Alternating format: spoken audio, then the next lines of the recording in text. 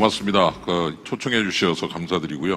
제가 한국금융연구원장을 그만둔 지 딱 열흘쯤 됐습니다. 예, 그래서 아직도 그 물이 좀 덜 빠졌는데요. 예, 하루가 참 깁니다. 예, 옛날엔 참 빨리 가더니 굉장히 여유 있게 가고, 그리고 꼭 그 교수로 복직을 했는데 약간 죄송한 표현인데 백수가 된 듯한 느낌이 좀 들어가지고, 예, 그래서 요새 걸어 다니기도 하고 편하게 좀 앉아서 이렇게 천장도 바라보고 하늘도 바라보고 하는 약간의 여유를 즐기고 있어서 기관을 책임지고 또 이렇게 역할을 한다는 게 참 중압감 같은 게 많다, 이런 생각을 좀 하게 됩니다. 오늘 이렇게 초청해 줘서 감사드리고, 또 저의 맡은 역할 내지는 강의 시간이 또 점심시간이라 참 죄송합니다. 빨리 끝내야 된다는 약간의 또 문제점이 있는데, 되도록 빨리 끝내서 식사에 지장이 없도록, 예, 그렇게 하겠습니다.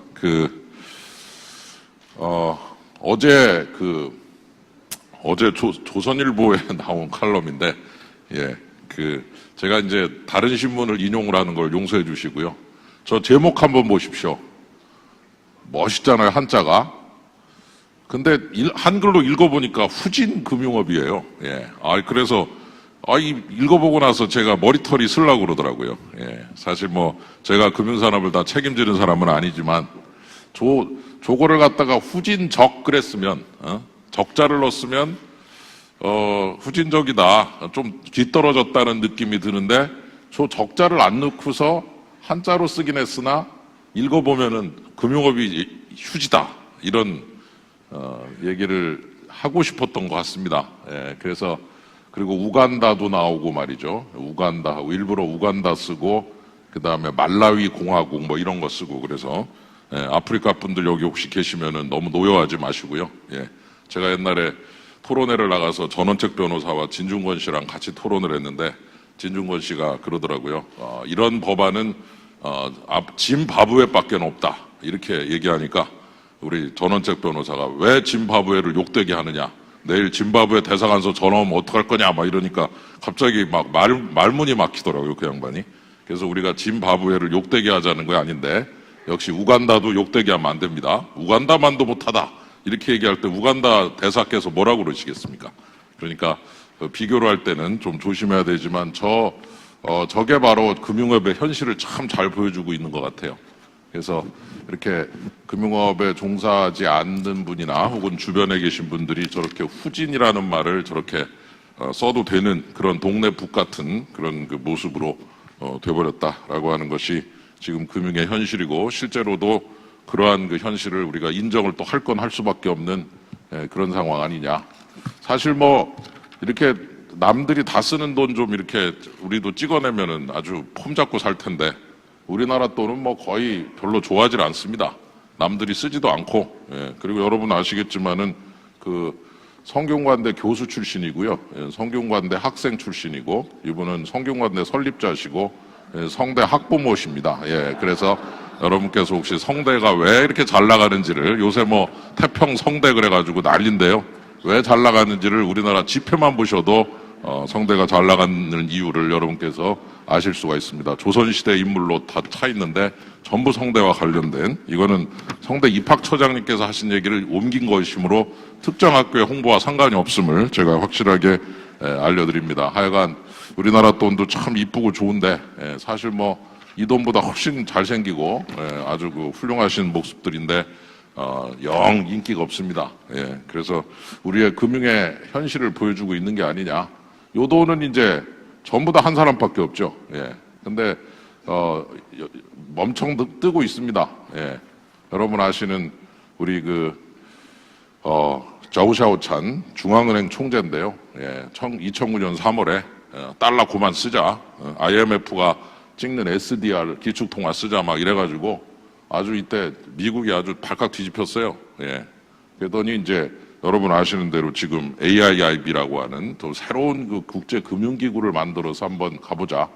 그래서 이 양반 두 분이 들어오시고 나서 이 금융 쪽에 상당한 변화가 있는 것은, 이 미국 주도의 질서가 일본 주도의 중국의 상당 부분 또 이걸 노리고 있는 모습이고, 아시겠지만은 뭐 확인되지 않은 소문 같은 얘기지만은 아시아 금융위기 이후에 일본이 야 이거 내가 아시아에서 그래도 좀 잘 나가는데 아시아의 국제금융기구 좀 하나 만들어서 앞으로 좀 위기를 극복할 수 있거나 예방할 수 있는 아시아 모네타리 펀드 AMF 좀 하나 만들자 이런 생각을 해가지고 추진을 했더니 그 미국 재무차관께서 사키카바라 에이스케라고 하는 그 유명한 일본의 차관한테 전화를 거시더니 딱 한마디 하셨다고 그럽니다.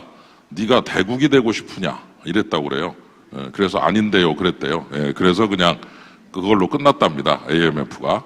그래서 이 IMF와 월드뱅크와 그리고 러시아의 ADB로 이렇게 이어지는 그리고 뭐 미주의 IDB라든가 유럽의 EBRD라든가 하는 그런 지역적인 국제금융기구가 있지만 역시 IMF와 월드뱅크로 대표되는 이 국제기구를 통해서 소위 브레튼 우드 체제가 유지가 되고 있는데 거기에 그 아시아 인프라 투자은행이라고 하는 아이디어를 집어넣어서 열심히 지금 추진을 하고 있다고 하는 것은 참 새로운 변화를 보여주고 있는 것이고 이런 변화에 우리가 흐름에 동참을 좀 해야 되는 것이 아니냐 이런 생각도 좀 많이 하게 됩니다.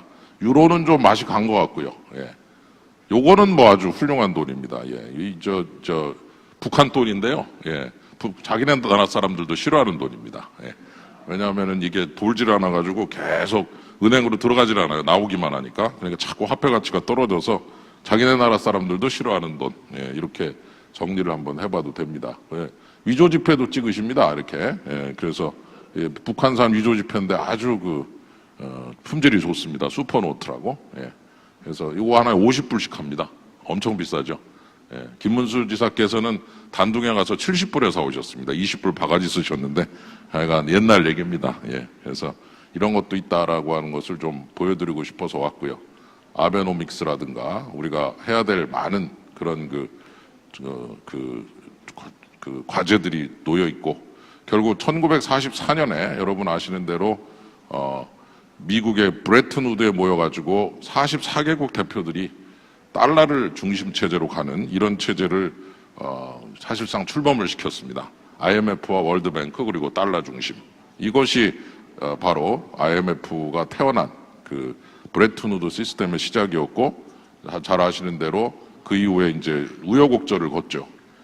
달러를 금으로 바꿔주겠다는 약속을 했었는데 금은 이렇게 줄어들고 달러는 늘어나니까 사람들이 달러에 대한 신뢰를 잃었다. 그래서 달러를 팔고 금사자로 막 몰리니까 결국 그 부분을 어떻게 타개했느냐.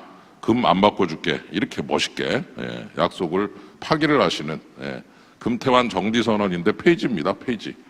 그래서 이렇게 해서 소위 브레튼 우드가 깨졌다라고 봤는데 그게 아니고 이제 금태환 보장도 깨지고 보정환율도 깨지면서 변동환율로 가면서 달러의 중심 체제가 유지가 됐다. 브레튼 우드 2.0으로 간 것이다라는 분석이 더 설득력이 있습니다.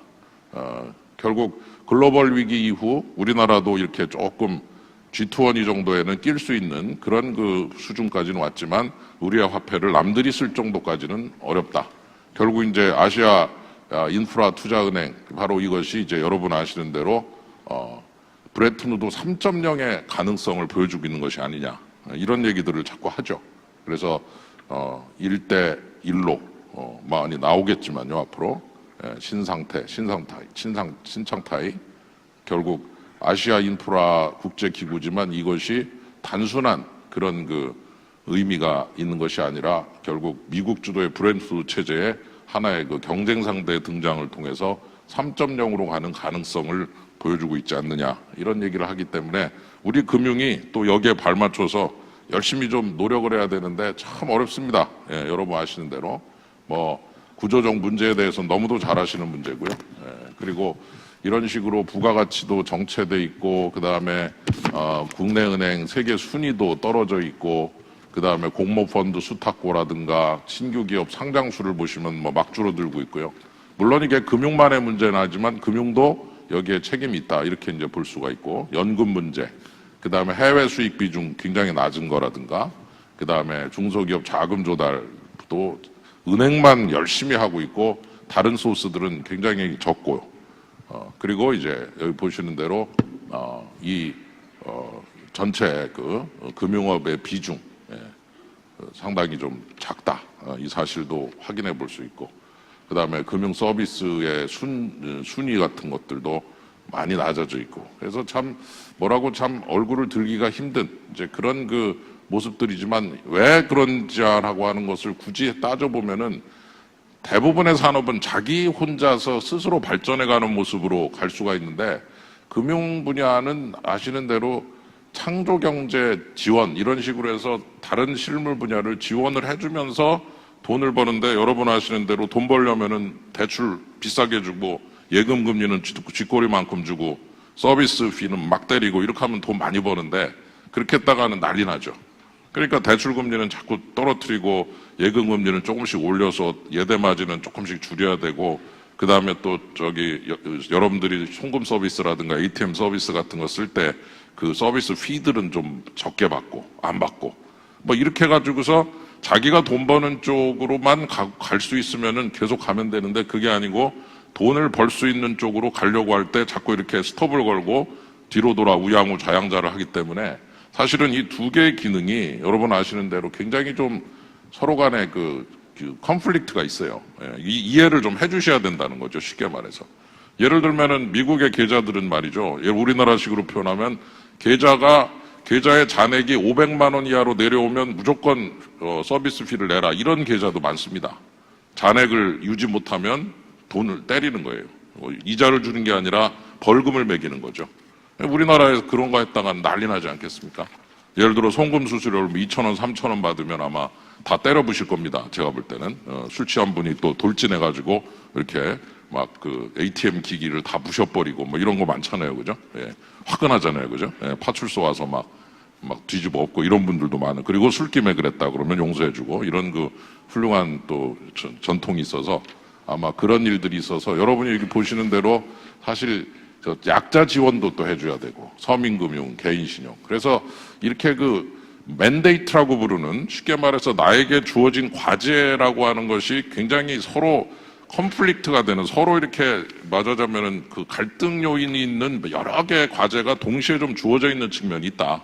그리고 무엇보다도 우리나라 돈 남들이 안 쓴다. 그리고 국제금융 하려면은 달러 같은 거를 싸게 조달해가지고서 금융을 딱 주고 그래야 되는데, 우리가 달러 조달할 때 금융 그 코스트가 낮지가 않잖아요. 남의 나라 돈이니까. 미국은 싸게 조달하죠. 지가 찍으면 되니까. 그러니까 그런 그 한계가 분명히 있다라고 하는 것이고, 그런 한계를 딛고서 가야 되기 때문에 제가 볼 때는 뭐 서로 간에 좀 이해도 해주고, 내 새끼다 생각하면서 좀 끌어안아주고 이런 맛이 있어야 되는데, 아까 보신 대로 후진 금융업 이런 식으로 이제 조롱하고 비판만 해가지고는 금융업이 살아날 수는 없다라고 하는 것을 다시 한번 좀 느끼게 됩니다. 물론 이런 금융사고라든가 기여도 낮다든가 또 월급이 좀 너무 높은 것 같다, 이런 것들은 당연히 고쳐야 될 부분 중에 하나라고 생각을 하고요. 그리고 금융사고 같은 것도 그렇습니다. 금융당국이나 금융감독당국 이런 그 부분에 대해서 어떤 식으로 생각하는가 봤더니, 우리나라 그 국민들은 금융감독당국을 담임 선생님 같은 존재로 보는 것 같아요. 그래서 저희들이 이제 금융 신뢰도 조사를 한번 해봤더니 아주 나쁘게 나왔는데, 1차 신뢰도 조사를 재작년에 했는데, 작년 9월에 했는데, 그때 보니까 감독 당국에 대한 불신이 굉장합니다. 근데 그게 가만히 보니까 사고가 터지면 감독 당국 책임이다. 예를 들어 반에서 애들이 뛰다가 넘어져서 코피 터졌다. 그러면 담임 책임입니다. 그러면은 사실 A가 B를 때렸다. 그래도 담임이 소홀했다. 담임은 화장실도 못 가냐 이거죠. 예. 하필이면 화장실 간 사이에 한 놈이 패가지고 코피가 터졌는데 선생님 탑부모 와서 담임 막 그냥 뭐 기차대기 올리고 이제 이러는 거죠. 예. 그런 거 비슷한 묘한 그런 게 있어서 상당히 좀 그게 대응하기가 힘든 부분이 있습니다. 제가 그 금융 정보 관련돼서 보안 사고 터졌을 때 토론회를 한번 갔었는데, 100분 토론회 그 야당 국회의원이 나오시더니 딱 첫 마디가, 이번 사고 터진 걸 보니 안 되겠다. 금융감독원장, 금융위원장, 장관 다 그만둬라. 뭐 정보 유출됐으니까 감독원장, 위원장 다 잘라야 된다. 이렇게 얘기를 하시더라고요. 근데 그 통신사에서 정보 유출 터지면은 미래창조과학부 장관 잘라라, 이런 소리는 안 하더라고요. 예, 그래서 역시 금융에 대한 시각이 조금 좀 박하구나 이런 생각을 많이 하게 됩니다. 그리고 두 번째 조사를 올해 3월에 해봤더니 올해 3월에는 재밌는 게 뭐냐면은 현재 경제 상황에 대해서 굉장히 비관적이 돼 버렸어요. 지난 6개월 전은 경제 상황에 대해서 약간 플러스랄까 긍정적이었는데 이번에는 당신께서 느끼시는 현재 경제 상황이 6개월 전에 비해 어떠십니까? 그랬대. 굉장히 나빠졌는데 그 나빠진 것만큼 또 금융 신뢰도도 떨어졌습니다. 그래서 제가 이게 금융에 대한 신뢰도가 단순하게 금융 혼자 잘하면 되는 게 아니라 경제도 잘 돼야 되고 그리고 금융산업도 괜찮은 모습이라야 되고 사고도 안 터져야 되고 이렇게 다양한 요소들이 같이 결합이 돼야 되는 것이 아니냐. 바로 전에 발표하신 그 IT 우리 다음 카카오의 본부장님께서도 참 이게 여러 가지 요소들이 다 잘 이렇게 융합이 돼야 된다고 말씀하셨는데 여기도 참 비슷합니다. 그래서 참 이런 것들을 뚫고서 잘 가야 된다는 그런 아주 어려운 맨데이트가 주어져 있다. 이렇게 이제 볼 수가 있고 또 그런 것들을 이제 어쨌건 잘 해결해 가는 과정에서 우리가 좀 많은 노력들을 좀 해야 된다라고 하는 것은 분명하고요. 그래서 예를 들어서 밸런싱 문제라든가 또는 리스크 매니지먼트 문제, 조직 문제, 그 다음에 이 윤리 문제도 요새는 아주 중요한 과제로 떠오르고 있다라고 하는 거죠. 그 다음에 이제 예를 들어 계속해서 어떤 식으로 성장해 갈 것인가에 대한 기본적인 고민도 필요하다. 이렇게 우리가 생각을 해볼 수가 있겠습니다. 자, 그렇게 해서 우리가 하나하나 이런 부분을 갖다가 전부 해결해 가야 될 필요가 있고 그것이 가진 의미를 다시 한번 더 새겨볼 필요가 있고 여기서는 이제 각각의 은행별로 그 다음에 또 여기는 또 보험회사, 그 다음에 금융투자회사, 그 다음에 보험사, 또 상호저축은행, 또 상호금융기관 이런 다양한 기구들이 모두 각각의 목표들을 잘 만들고 그 목표들이 서로 어우러지도록 해서 전체를 통괄하면서 가는 그런 기본적인 그런 자세가 필요하지 않느냐 그런 생각이 듭니다. 그래서 이게 좀 아까 말씀드린 대로 금융업에 주어진 맨데이트가 좀 서로 굉장히 복잡한 맨데이트가 동시에 주어져 있기 때문에 자기도 잘 되면서 남 실물도 지원하면서 약자도 지원하면서 금융 소비자 보호도 하면서 처음에 말씀드린 국가의 발전 전략과 연결돼서 국제 금융 시장에서의 안정성과 성장성을 추구해야 되는 이런 여러 가지 맨데이트들이 동시에 이 하나의 산업에 주어져 있다는 면에서 조금 더 금융산업에 대해서 좀 애정을 좀 가지고 그리고 이 산업도 돈 좀 벌어야 그래도 구실을 할 수 있다라고 하는 부분에 대해서 인정을 좀 해주면서 금융산업도 돈을 좀 벌어야 이익도 내야 건전성이 확보된다라고 하는 아주 단순한 이치. 사실 마지막으로 한마디만 더 드리면 제가 기회가 있을 때마다 말씀을 드립니다만 제가 어떤 교수님이 ATM 기기 서비스 피가 왜 이렇게 높으냐 900원 정도 내시는데 그래서 제가 ATM 기기 자체도 비싸고 사거리에 이렇게 모퉁이에 있는 빌딩 1층에 있고 냉난방 해야죠. 그 다음에 또 보안 처리해야죠. 또 현금을 제때제때 공급해줘야지. 아주 유지비가 많이 드는데 그분은 어떤 식으로 생각하냐면 들어가면 아무도 없다 이거예요. 왜 아무도 없는데 돈을 받냐. 이런 좀 황당한 얘기를 하시길래 제가 원장 되고 나서 산업실장한테 부탁을 해서 국민은행 자료를 갖다가 전부 뽑아가지고 한번 분석을 의뢰를 했더니 전부 다 분석해보고 나서 내린 결론이 ATM 기기 한 대당 1년에 한 70만 원씩 손실이 나고 있습니다. 그러니까 ATM 기기가 버는 돈은 송금 수수료를 벌어대고 쓰는 돈은 아까 말씀드린 기계값, 냉난방, 그 다음에 제일 비싼 게 ATM 기기가 위치해 있는 무인 점포의 렌트입니다. 월세. 그런 게 다 나가는데도 우리 소비자들께서는 왜 이렇게 비싸냐고 그냥 그렇게 해서 자꾸 떨어뜨리고 공짜로 주고 하니까 마이너스가 나고 그러니까 이게 쓱 보다가 비싼 지역에 있는 ATM 기기가 슬쩍 사라져요. 그러면 이제 여러분께서 저도 마찬가지고 어느 날 이렇게 돈 필요해서 찾으려고 봤더니 무인 점포가 사라졌더라. 왜 사라졌지? 왜? 싸니까. 그래서 그 옛날 프랑스 혁명 시절에 로베스피에르가 우유값을 떨어뜨리니까 우유값 반값, 빵값 반값 하니까 젖소가 죽더라고요. 젖소를 가지고 영세 축산 농가에서 젖을 짜서 우유를 공급을 하는데 반값으로 딱 만드니까 이거는 채산성이 안 맞는다. 그리고서 낙농업 포기, 그리고 젖소 다 도살해가지고 고기 가죽 팔아버리고 딴 거 하더라 이거죠. 마찬가지입니다. 서비스 피 제대로 안 내면 공급이 없어지죠. ATM 기기 수수료 조금 제대로 내지 않으면 ATM 기기 사라집니다. 똑같습니다.